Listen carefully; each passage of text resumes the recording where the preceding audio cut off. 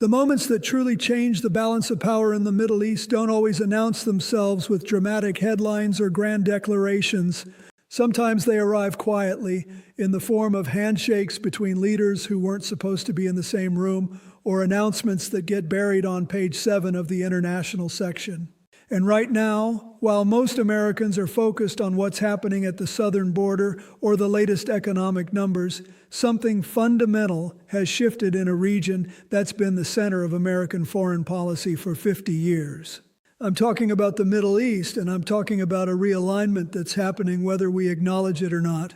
Most people don't realize it yet, but the architecture of American influence in that part of the world, the system we built over decades, is coming apart. And it's not coming apart because of our enemies. It's coming apart because of decisions we're making ourselves.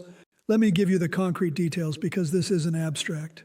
3 weeks ago, Saudi Arabia and Iran announced the full restoration of diplomatic relations. Not a tentative first step, full restoration. Embassies reopening in Riyadh and Tehran. Ambassadors exchanged, direct flights resuming within months. Now you might be thinking, well, that's good, right? Countries talking instead of fighting? And in principle, sure.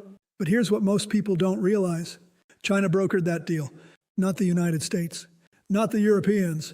China, the same China that 30 years ago had virtually no diplomatic footprint in the Middle East, is now the power broker between the region's two heavyweight rivals. And that deal didn't happen in isolation. Within days, Syria was welcomed back into the Arab League after more than a decade of isolation. The UAE announced a $15 billion infrastructure partnership with Iran.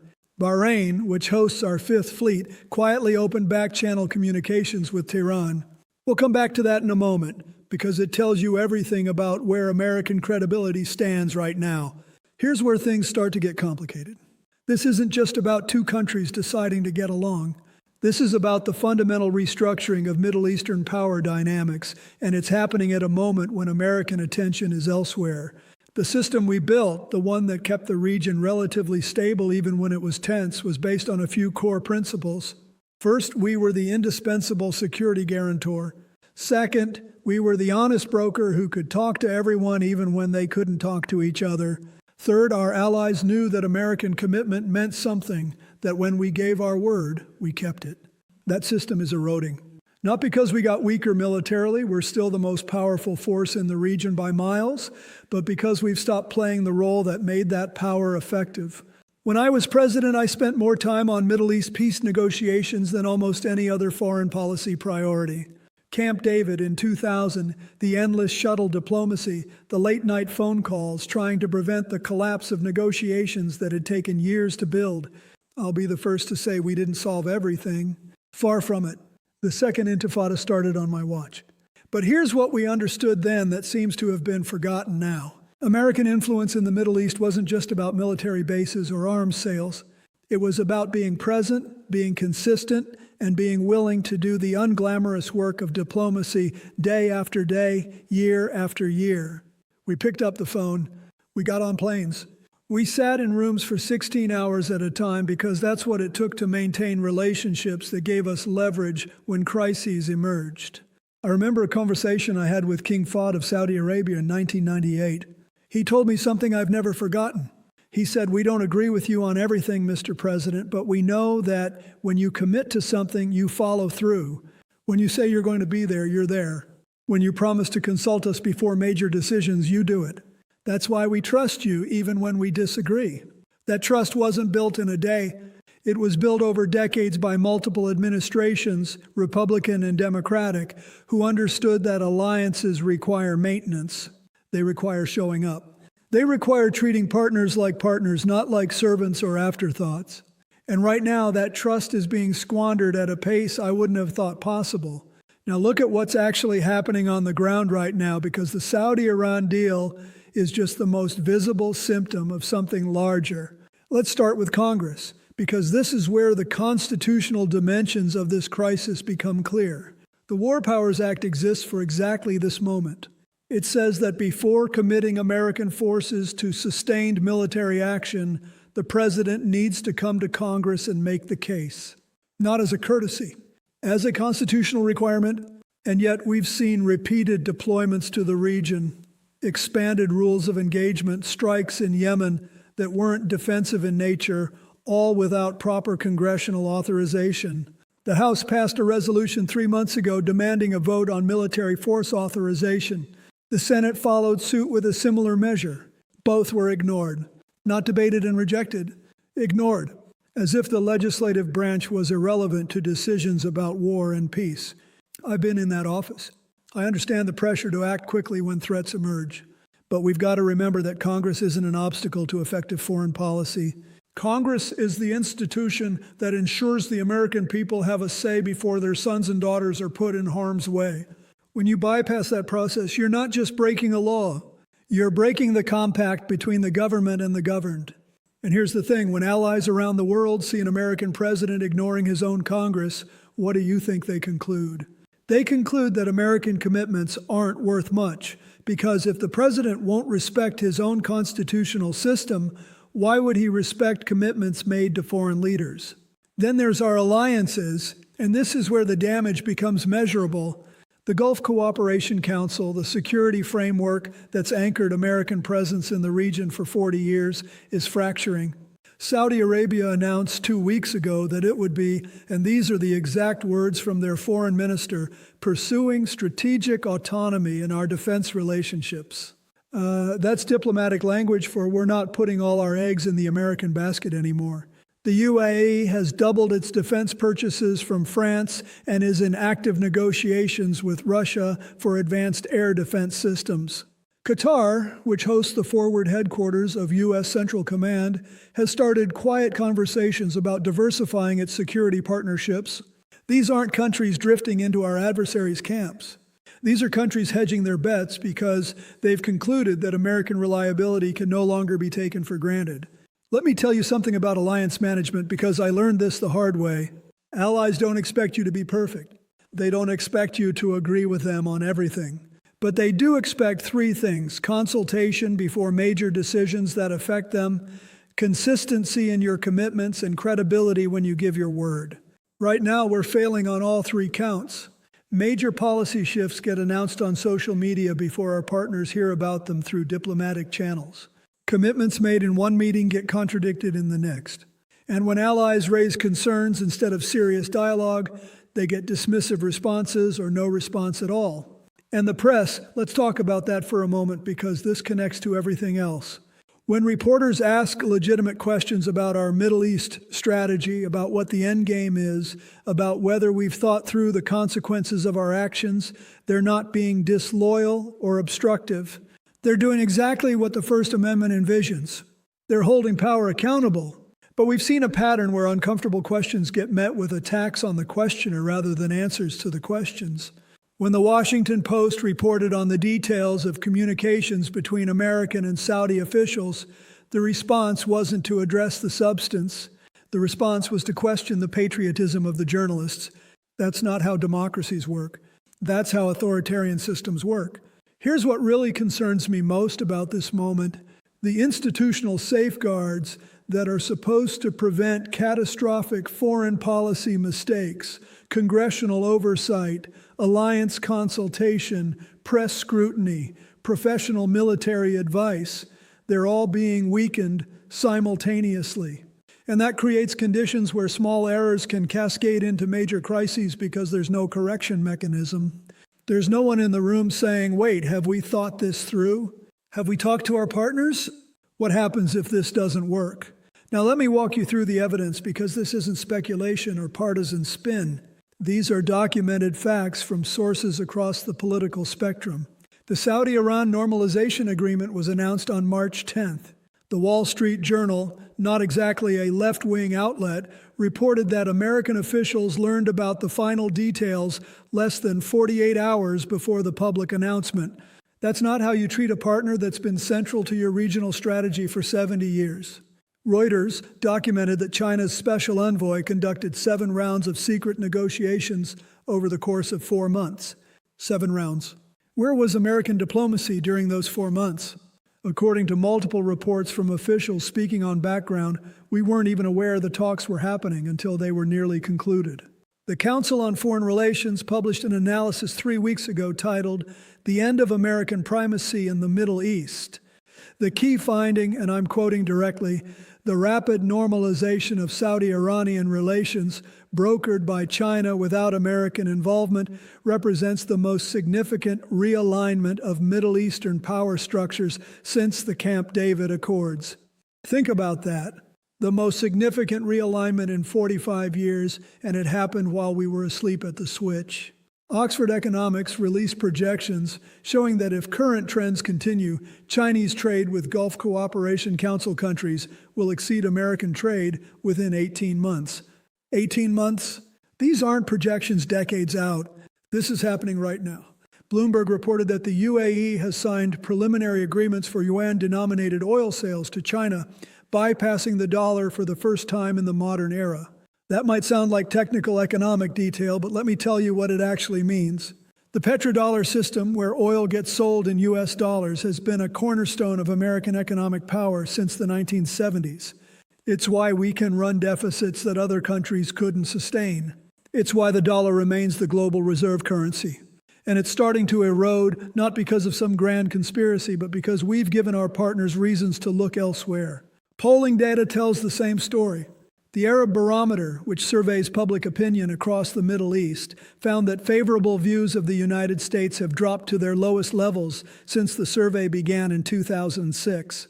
In Saudi Arabia, only 28% of respondents said they trusted America to uphold its commitments. In the UAE, it's 31%. In Jordan, a country that's been a steadfast American partner through every regional crisis, it's down to 18%. 18%. And before anyone says, well, they never liked us anyway, that's not true. In 2015, those numbers were in the 60s and 70s. This is a collapse of confidence, and it's happening in real time. The Economist published leaked diplomatic cables 3 days ago showing that European allies have been conducting their own Middle East diplomatic initiatives without coordinating with Washington because, and these are the words from a senior German official, "We can no longer assume American policy will remain consistent from one month to the next." That's a devastating assessment from one of our closest NATO partners. When your allies stop including you in their planning because they think you're unreliable, you've lost something fundamental that can't be easily recovered. Now let me translate what this means for regular Americans, because I know that diplomatic realignments and alliance structures can sound abstract if you're not living and breathing foreign policy.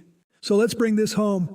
The single mother in Detroit filling up her car to get to work, she doesn't follow the details of Saudi-Iranian relations.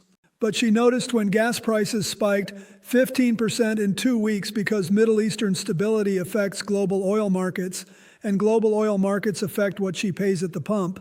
The farmer in Nebraska, who depends on diesel fuel for his equipment and natural gas for his fertilizer production, he might not know where Bahrain is on a map, but he knows that when energy prices jump because of Middle East uncertainty, his input costs go up and his margins disappear.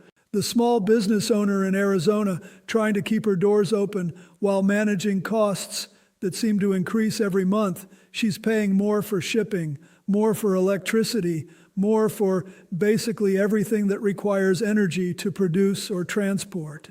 And a huge part of that comes back to what's happening in a region that produces 30% of the world's oil and holds more than half of proven reserves.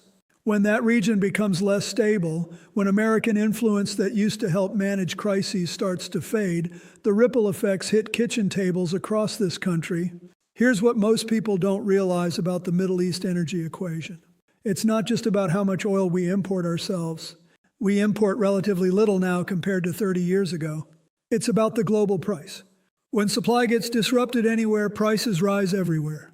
When Saudi Arabia and Iran were at each other's throats with the United States playing referee, there was at least a structure in place to prevent full-scale conflict that would shut down the Strait of Hormuz.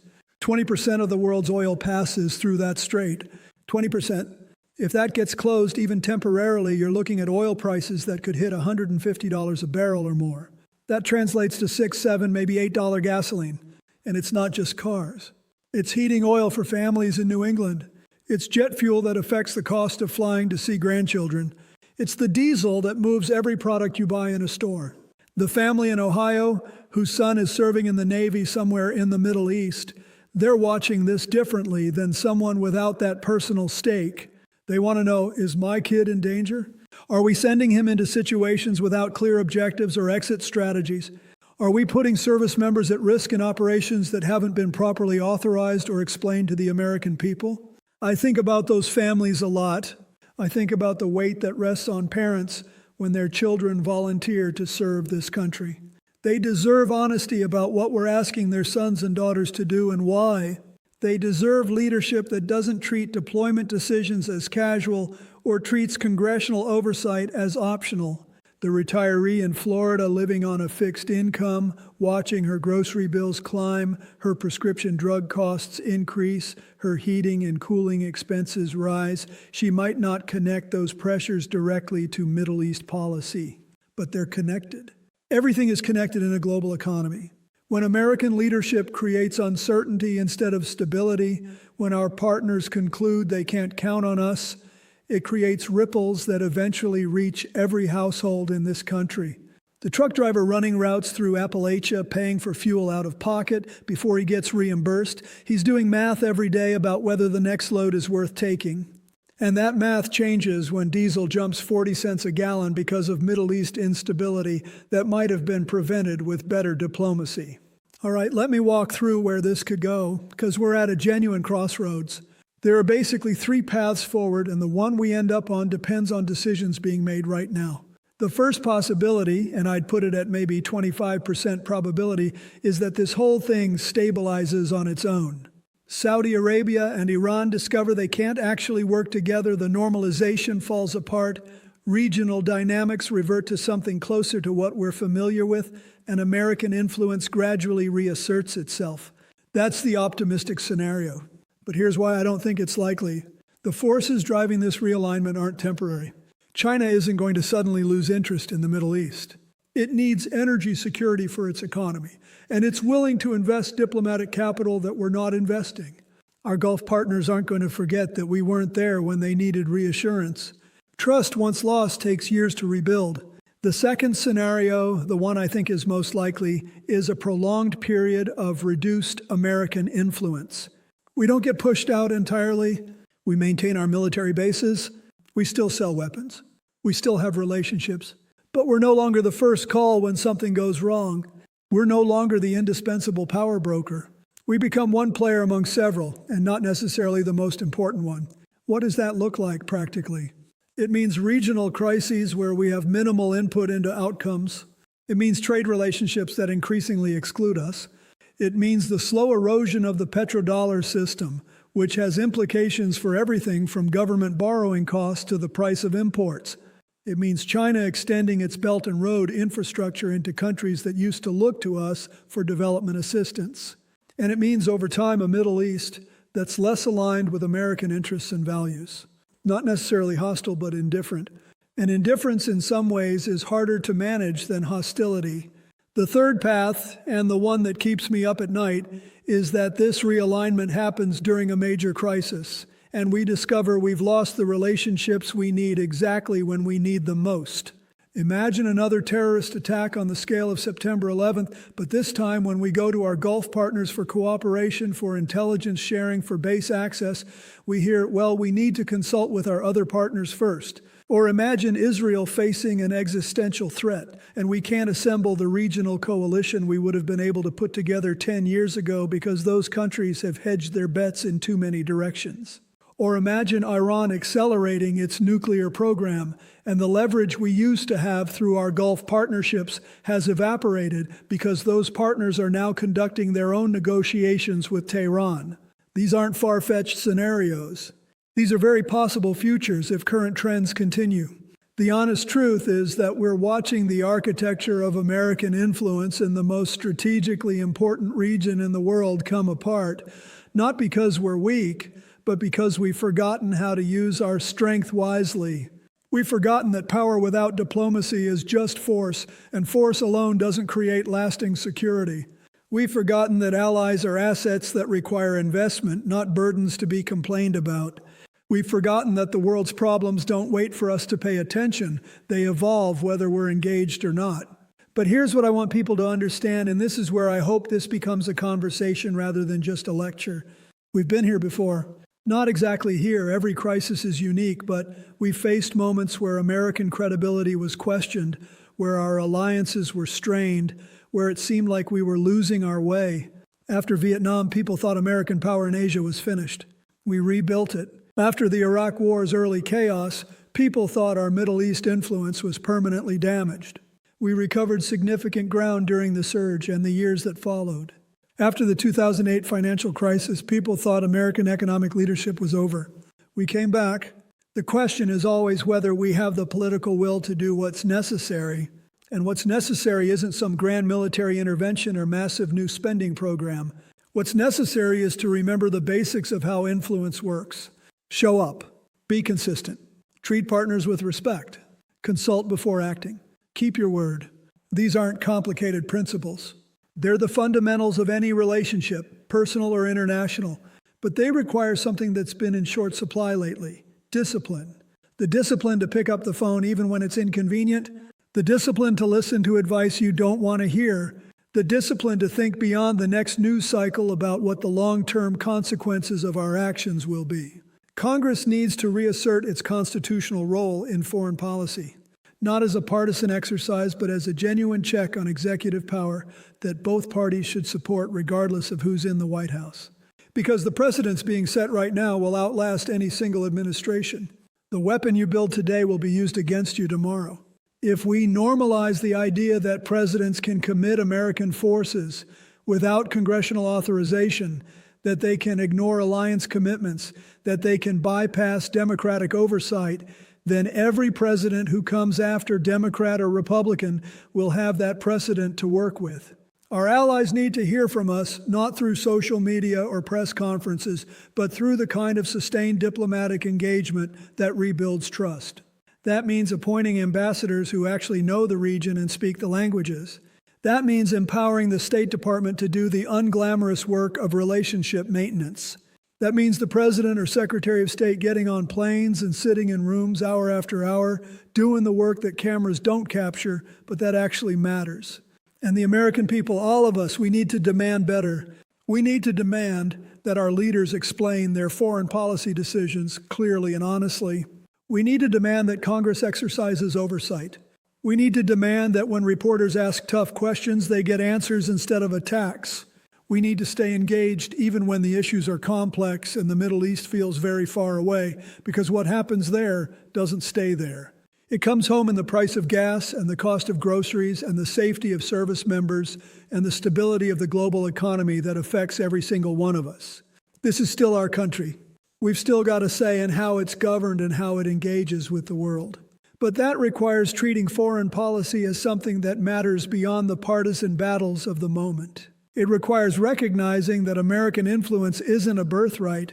It's something we have to earn and maintain through consistent, principled engagement. And it requires understanding that in a connected world, there's no such thing as someone else's problem. What happens in the Middle East matters in the Midwest. What happens in diplomatic meetings in Beijing affects families in Birmingham. We're all in this together, whether we acknowledge it or not. I have to believe that America can remember how to lead without dominating, how to engage without controlling, how to build coalitions instead of going it alone. We've done it before. We can do it again. But the clock is ticking, and the Middle East realignment happening right now won't wait for us to figure it out. The question is whether we'll recognize what we're losing before it's too late to get it back.